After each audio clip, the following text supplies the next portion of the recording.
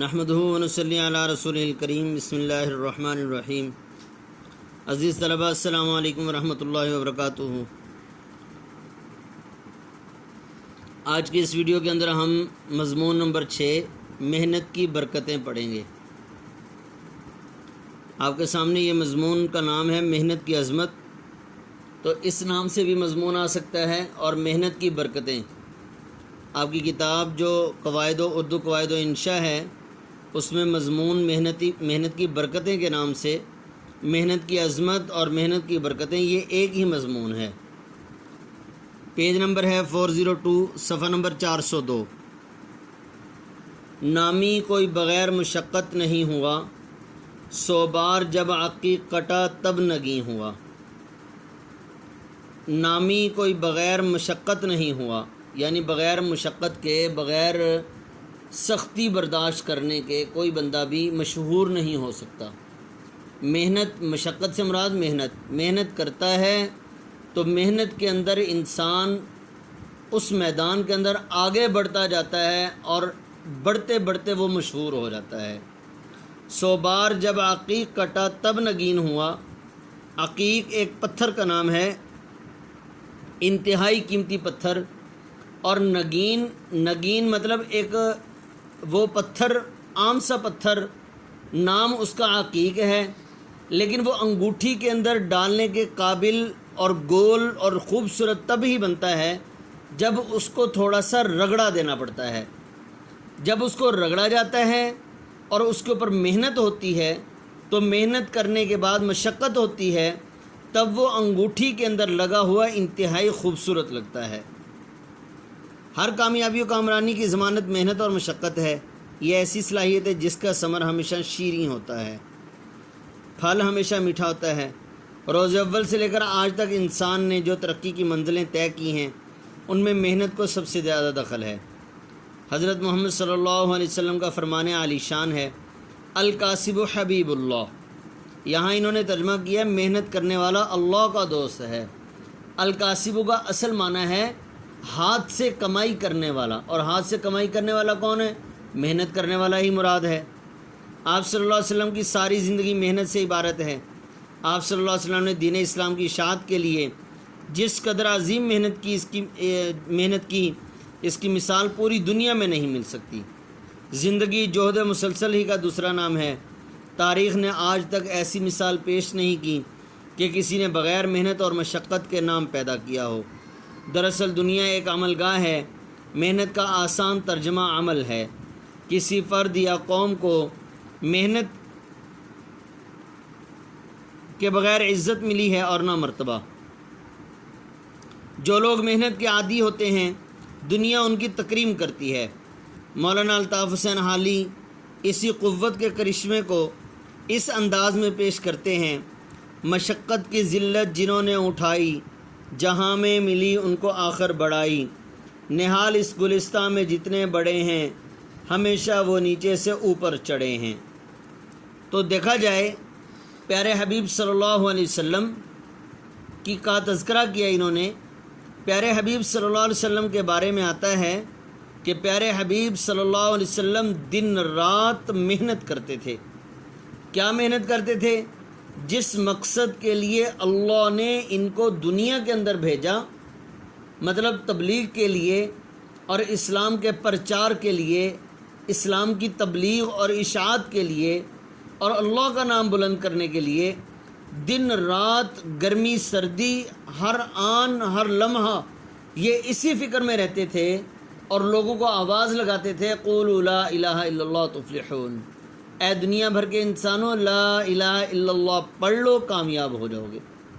اور پھر اس محنت ہی کا نتیجہ تھا۔ اب یہ فرد واحد ہیں، یعنی پیغمبر خدا صلی اللہ علیہ وسلم اکیلے تھے، اور اکیلے نے، آپ صلی اللہ علیہ وسلم اکیلے ہونے کے ساتھ ساتھ محنت کی، تو بعض جگہوں پر آتا ہے کہ 1,24,000، بعض جگہوں پر آتا ہے 1,44,000 صحابہ اکرام کی ایک جماعت تیار ہوئی۔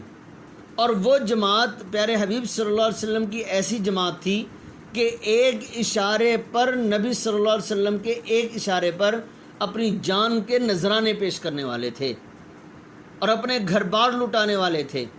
اپنے مال و جائیداد کو نچھاور کرنے والے تھے۔ وہ 1,00,000 کے قریب جو ہے وہ مجمع ایسا تیار ہوا، وہ محنت ہی کا ثمر تھا، محنت ہی کا نتیجہ تھا کہ پوری کی پوری دنیا میں وہ 1,50,000 کے قریب جو صحابہ اکرام کا جمگھٹا تیار ہوا، صحابہ اکرام کی جماعت تیار ہوئی، وہ پوری دنیا میں پھیل گئی۔ اور آج ہمیں جو اسلام نظر آ رہا ہے وہ اسی محنت کا ثمر ہے جو حضور صلی اللہ علیہ وسلم نے صحابہ اکرام پر کی، اور صحابہ اکرام نے پھر اپنے گھوڑوں کو جس طرف ان کے رخ تھے اسی طرف دوڑا دیا، اور دنیا کو فتح کرتے چلے گئے، اور دنیا کے اندر اسلام کا پرچم لہراتے چلے گئے، اور شہادتیں اور موت کے منہ میں چلے گئے، اور اپنا نام اور اسلام کا نام دنیا کے اندر عام کرتے چلے گئے۔ تو یہ کیا وجہ تھی؟ یہ محنت ہی تھی۔ عمل کے اس میدان میں جو شخص زیادہ محنت کرتا ہے وہ بلند مرتبہ پا جاتا ہے، بڑا آدمی بن جاتا ہے، مگر جو شخص سستی اور لاپرواہی کا مظاہرہ کرتا ہے ذلت اس کا مقدر ٹھہرتی ہے۔ پیارے حبیب صلی اللہ علیہ وسلم نے بھی سستی سے پناہ مانگی، اللہم انی اعوذ بک من العجز والکسل، کہ اے اللہ میں تجھ سے پناہ مانگتا ہوں، کس سے؟ عاجزی سے، یعنی دوسروں کا محتاج ہونے سے، اور سستی سے۔ تو سستی نہیں کرنی چاہیے ہمیں کسی بھی عمل میں۔ مسلسل چلنے والے منزل کامرانی کو پا لیتے ہیں، اور محض سوچنے والے زمانے کے ہاتھوں کچلے جاتے ہیں اور ناکام قرار پاتے ہیں۔ حضرت اقبال ایک ایسے افراد ہی کے بارے میں یوں فرماتے ہیں، چلنے والے نکل گئے ہیں جو ٹھہرے ذرا کچل گئے ہیں۔ تاریخ اسلام سے بھی ظاہر ہوتا ہے انبیاء اکرام اپنے کام خود کرتے تھے، انہوں نے خود بھی محنت کی اور اپنے آنے والوں کے لیے زرعی مثالیں چھوڑی۔ حضرت آدم علیہ السلام کھیتی باڑی کرتے تھے، ادریس علیہ السلام کپڑے سیتے تھے، نوح علیہ السلام لکڑی کا کام کرتے تھے، حضرت ہود علیہ السلام تجارت کرتے تھے، ابراہیم علیہ السلام کھیتی باڑی کرتے تھے، یعقوب علیہ السلام، حضرت شعیب علیہ السلام، حضرت موسیٰ علیہ السلام کاشتکاری کرتے تھے، حضرت داؤد علیہ السلام زرہ بناتے تھے، لوہے کا کام کرتے تھے۔ زرہ کا مطلب یہ ہے کہ جنگی لباس۔ پہلے زمانے میں تلواروں کے ساتھ جنگ ہوتی تھی تو اپنے لوہے کا لباس بنایا کرتے تھے تاکہ اس کے ذریعے سے اپنے جسم کی حفاظت ہو سکے۔ ہمارے اسلاف نے بھی اپنی زندگیوں کے ذریعے ہمارے لیے محنت کی مثالیں چھوڑیں، اور محنت کا صلہ ہی انہیں ملا کہ وہ آج بھی ہم میں جانے جاتے ہیں۔ دبدبہ رکھنے کے باوجود فرائض منصبی کی ادائیگی میں دوسروں کی مدد قبول نہ کرتے۔ کسی محتاج کا حال معلوم ہوتا تو اناج کی بوری اپنی کمر پر اٹھا کر پہنچاتے۔ حضرت عمر بن خطاب رضی اللہ تعالیٰ عنہ کے بارے میں یہ بات ہے کہ حضرت عمر بن خطاب رضی اللہ تعالیٰ عنہ ایک موقع پر رات کے اندھیرے میں گشت کر رہے ہیں، اور ویسے ہی راؤنڈ لگا رہے تھے کہ ذرا دیکھوں تو صحیح کہ کیا حالات ہیں شہر کے۔ تو ایک جگہ پر جنگل میں چلتے چلتے جنگل میں پہنچے، دیکھا ایک عورت جو ہے وہ آگ جلا رہی، وہاں پر آگ جل رہی ہے، تو وہاں سوچا کہ یہ شاید کوئی قافلہ ہوگا، اس کو کسی چیز کی ضرورت ہوگی، میں جا کر حال پوچھتا ہوں۔ تو دیکھا تو ایک عورت جو ہے وہ اپنے بچوں کے لیے کھانے پینے کا انتظام کر رہی ہے، لیکن اس کے پاس ہے کچھ نہیں، صرف اور صرف ہنڈیا کے اندر پانی ڈال کر وہ رکھا ہوا بچوں کو بہلانے کے لیے۔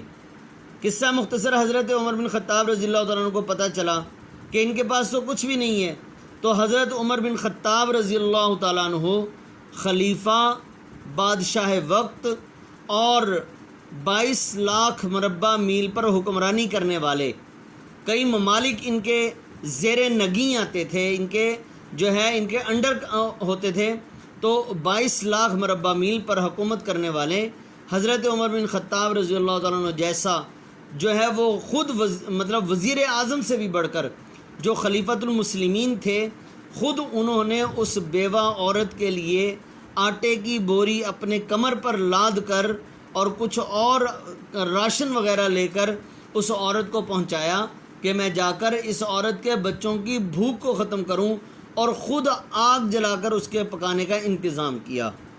یہ حضرت عمر بن خطاب رضی اللہ تعالیٰ عنہ کے بارے میں ہے کہ بوری اپنی کمر پر اٹھا کر پہنچاتے۔ باہر سے کوئی قافلہ مدینے میں ٹھہرتا تو خود اس کی حفاظت کے لیے پہرا دیتے تھے۔ انگریزوں نے اپنے دور اقتدار میں حکومت کا دبدبہ قائم رکھنے کے لیے ہندوستانی عوام اور افسروں کے درمیان ادنا و اعلیٰ کا امتیاز رکھا۔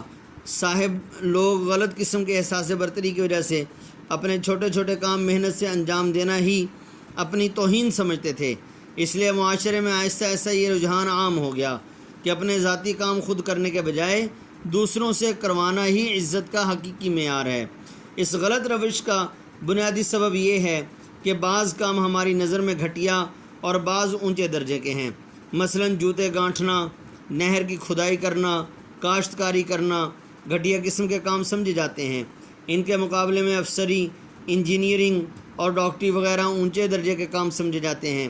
لیکن حقیقت یہ ہے کہ اگر جوتے گانٹھنے والا، فیکٹری میں کام کرنے والا، کسان، سڑک کوٹنے والا اور اپنا کام چھوڑ دیں تو معاشرے کا سارا نظام الٹ پلٹ ہو کر رہ جائے۔ محنت ہی سے ترقی ممکن ہے۔ جس چیز کے حصول کے لیے محنت سے کوشش کی جائے وہ ضرور مل جاتی ہے۔ کسان محنت سے کھیت میں بیج ڈالتا ہے، اس کی گوڈی کرتا ہے، پانی دیتا ہے، پھر جا کر اسے اناج کی دولت ہاتھ لگتی ہے۔ اس کے برعکس اگر کسان سستی اور کاہلی کا مظاہرہ کرے تو اسے کچھ بھی حاصل نہ ہو پائے گا۔ طالب علم کی زندگی بھی محنت سے عبارت ہے۔ اگر طالب علم محنت سے اور شوق سے علم حاصل کرے گا تو وہ بہت جلد بلند مقام حاصل کر لیتا ہے، لیکن اس کے برعکس کاہل طالب علم ہمیشہ زمانے کی ٹھوکریں کھاتے رہتے ہیں۔ اس لیے کہا جا سکتا ہے کہ محنت ہی ایک ایسا جوہر ہے جو انسان کو زندگی کے ہر میدان میں کامیابی اور کامرانی سے ہمکنار کرتا ہے۔ اگر انسان کے ہاتھوں پہ محنت کی لکیر خود بخود بنتی چلی جاتی ہے قسمت کی لکیر۔ دیکھیں، اسی طرح علامہ اقبال کا تذکرہ کیا کہ علامہ اقبال بھی محنت کی وجہ سے اتنے بڑے آدمی بن گئے۔ پھر حضرت محمد علی جناح قائد اعظم محمد علی جناح کا تذکرہ کیا۔ ان کے بارے میں بھی یہی آتا ہے کہ محنت ہی کے بل بوتے پر انہوں نے اتنا بلند مقام حاصل کیا۔ معروف شاعر احسان دانش کے بارے میں بھی یہی آتا ہے۔ ان کے حالات زندگی میں پڑھیں تو ان کے تعارف کے اندر پڑھیں، وہ بھی یہی کام کرتے رہے۔ کبھی چوکیدارہ کیا، کبھی انہوں نے مزدوری کی، کبھی معماری کی، مستری بنے، کبھی کوئی کام کیا، کبھی کوئی کام کیا، لیکن محنت کرتے کرتے ساتھ علم بھی حاصل کرتے رہے تو آج کتنے بڑے شاعر کہلانے لگے۔ علامہ اقبال کا شعر ہے جیسے: افراد کے ہاتھوں میں ہے اقوام کی تقدیر، ہر فرد ہے ملت کے مقدر کا ستارہ۔ اور اسی طرح قرآن پاک کے اندر بھی آتا ہے: لیس للانسان الا ما سعی، انسان جس چیز کی کوشش کرتا ہے وہی کچھ اس کو حاصل ہوتا ہے۔ اگر کوشش چھوڑ دے گا تو پھر انسان کو کچھ بھی حاصل نہیں ہوگا۔ تو آج غیروں نے یعنی انگریزوں نے محنت کرنا شروع کی تو وہ آسمان کی بلندیوں کو چھونے لگے اور زمین کی گہرائیوں اور سمندر کی گہرائیوں تک پہنچ گئے، اور مسلمانوں نے محنت چھوڑ دی تو مسلمانوں کے حصے کا انگریز کھا رہا ہے، غیر مسلم کھا رہا ہے۔ اگر ہم مسلمان ہونے کے ناطے بھی ہم اپنے ہی وہ ہمارے کلام مقدس کو پڑھ کر اور اس کے ذریعے سے سارے کے سارے ایکسپیریمنٹس کر کے، تجربات کر کے وہ اتنی اونچائی اور اتنی کامیابی حاصل کر رہے ہیں، اگر ہم مسلمان بھی محنت کریں گے، اسی قرآن کو پڑھ کر اور ایکسپیریمنٹ کریں گے اور عملی زندگی میں بھی آگے بڑھیں گے تو ہم بھی ان سے آگے نکل سکتے ہیں، کیونکہ اللہ جل شانہ مسلمان کی محنت کو بھی کبھی ضائع نہیں کرتا، اور پھر کافر کی محنت کو بھی ضائع نہیں کرتا، تو ان کو اتنا اونچا پہنچا دیا تو مسلمان کی محنت کو کیسے ضائع کرے گا۔ تو اس لیے ہم نے جو ہے وہ محنت کو جاری رکھنا ہے۔ تو عزیز طلبہ، آپ نے یہ مضمون یاد کر لینا ہے۔ اس کی اہم چیزیں جو اشعار پڑھے وہ بھی صفحہ نمبر 402 سے لے کر صفحہ نمبر 404 تک آپ کو یہ شرح سرمایہ اردو ریفر کی ہوئی ہے، یہاں سے آپ نے اس کو اچھی طرح سے یاد کر لینا ہے۔ السلام علیکم ورحمۃ اللہ وبرکاتہ۔